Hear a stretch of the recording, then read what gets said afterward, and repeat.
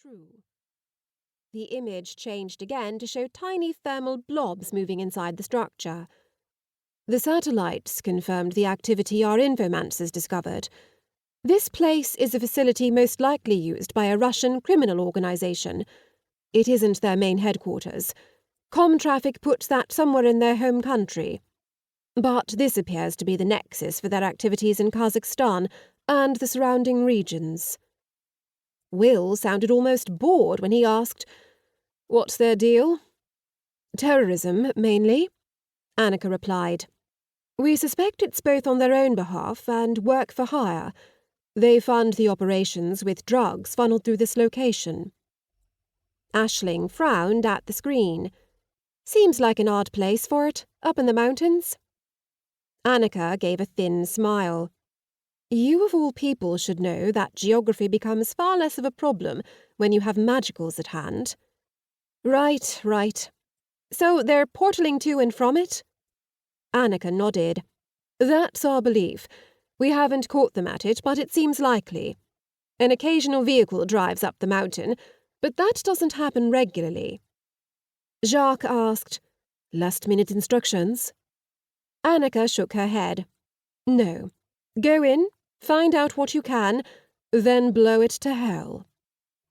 Aisling's eyes widened. No one had briefed her about that last part, and she'd thought the explosives in her bag were for breaching locked doors. Actually, she hadn't been told much, other than to get on the plane. Apparently, probationary agents didn't receive the same brief as bona fide field agents. Will answered for all three of them. "Affirmative, we're on it." The monitor went off. He twisted to face both her and Jacques. "Let's get to it. Equipment check." Each of them verified one another's gear was properly seated and sealed. They wore several layers of equipment. The base was a flight suit with wings that extended from its wrist back to its waist, and a zipper to seal their legs together right before they shifted to glide mode. A quick yank line for that was attached to their shoulders to undo it to free themselves for landing.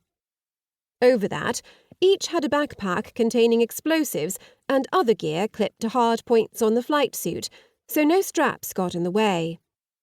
An HK-416N rifle lay across her chest, and 2 extra 30-round magazines were secured in pouches on the bulletproof vest under the flight suit.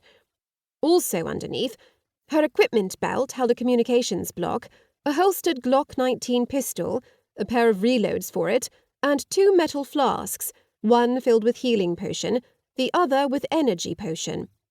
The bracelet that Brodie McGregor had gifted her for the previous mission was her only jewellery, other than the magical earrings that could act as a communication device to her sister Kate, and the wooden rings that had replaced her wand. A full motorcycle-style helmet covered her entire head, and was fed by oxygen canisters strapped to each of her thighs.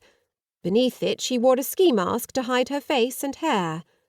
Her main and reserve parachutes were attached to the top of the flight suit. The plan was to jump and drop as low as they safely could, before deploying their main chute to avoid detection, then to glide into position using the flight suits. Their target was a flat portion of the monastery roof that jutted out from the mountainside. The records they'd found showed that the majority of the structure was carved into the mountain itself, but some portions protruded by design, erosion, or both. A loud siren began baying as the cargo bay door lowered and let in a staggeringly powerful breeze. Aisling forced her way into the wind and stopped beside Will, who was the designated leader for the operation. His voice came over her earpiece. "Everyone ready?" Aisling and Jacques nodded. She added, "You know it." "Call signs from here on out just in case. Sound off. I'm Friar." Jacques replied, "Thief." Aisling finished the cycle. "Sparks." She'd only been given the code name a short time before, and it was still unfamiliar. "Send in the recon." "Shimmer, you're up," Aisling ordered. A protective case strapped to the side of the cargo hold contained her mechanical dragon, a creation of magic and technology. It opened and Shimmer padded to the edge of the ramp and stopped. He reported, "Downloading updated mission parameters. Complete."